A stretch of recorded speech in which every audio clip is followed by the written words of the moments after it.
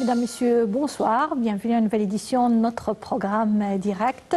Au cours de notre programme d'aujourd'hui, nous avons un dossier principal, c'est l'Égypte vote, puisqu'on est en train d'attendre la première phase d'élection présidentielle 2024 qui est consacrée aux Égyptiens qui se trouvent à l'étranger.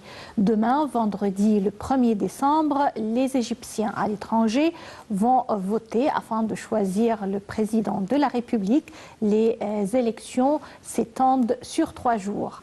Le 12, 13 et 14 décembre, les Égyptiens de l'Égypte qui se trouvent sur le sol égyptien vont voter afin également de choisir leur président et les résultats seront annoncés. C'est considéré le 7 janvier 2024 afin d'annoncer le gagnant de ce marathon à la présidentielle égyptienne. Bien sûr, c'est une phase de démocratie que l'Égypte vit actuellement. En témoigne pour une fois une démocratie absolue puisqu'il y a 4 candidats à la présidentielle. Aujourd'hui, ou même hier, le silence électoral a commencé pour les Égyptiens qui vont voter à l'étranger. Alors malheureusement, on ne peut pas parler des portraits et des biographies des candidats, mais on peut passer en revue le déroulement, les préparatifs des élections à l'étranger qui commenceront demain.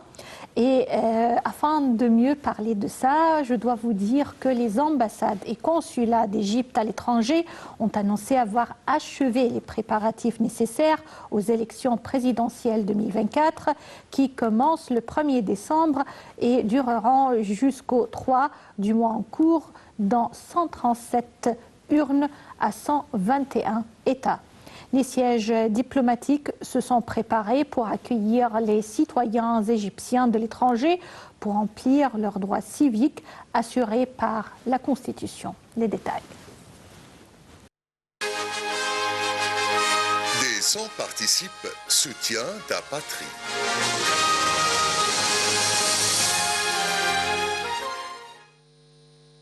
Les sièges des missions diplomatiques égyptiennes dans tous les pays du monde se sont préparés pour accueillir les citoyens égyptiens de l'étranger pour remplir leurs devoirs civiques assurés par la Constitution.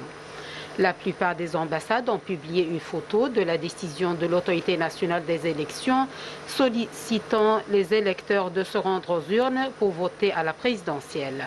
Elles ont également annoncé les sièges des sous-commissions électorales situées au siège des ambassades et consulats. Les électeurs peuvent voter en présentant l'original d'un passeport valide ou l'original de la carte d'identité nationale.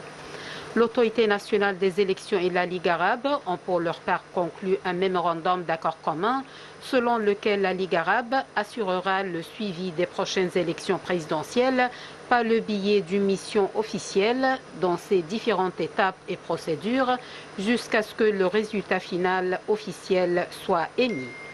Le mémorandum d'accord a été signé par le conseiller Hazem Badawi, président de l'autorité nationale des élections, et au nom de la Ligue arabe, l'ambassadeur Khalil Ibrahim El-Zawadi, secrétaire général adjoint désigné par le secrétaire général de la Ligue arabe, qui va diriger sa mission de suivi des élections présidentielles. Le secrétaire général de la Ligue arabe, Ahmed Aboulrit, a déclaré que cette instance va coopérer fructueusement avec l'autorité nationale des élections et fournir l'assistance nécessaire dans la mesure du possible.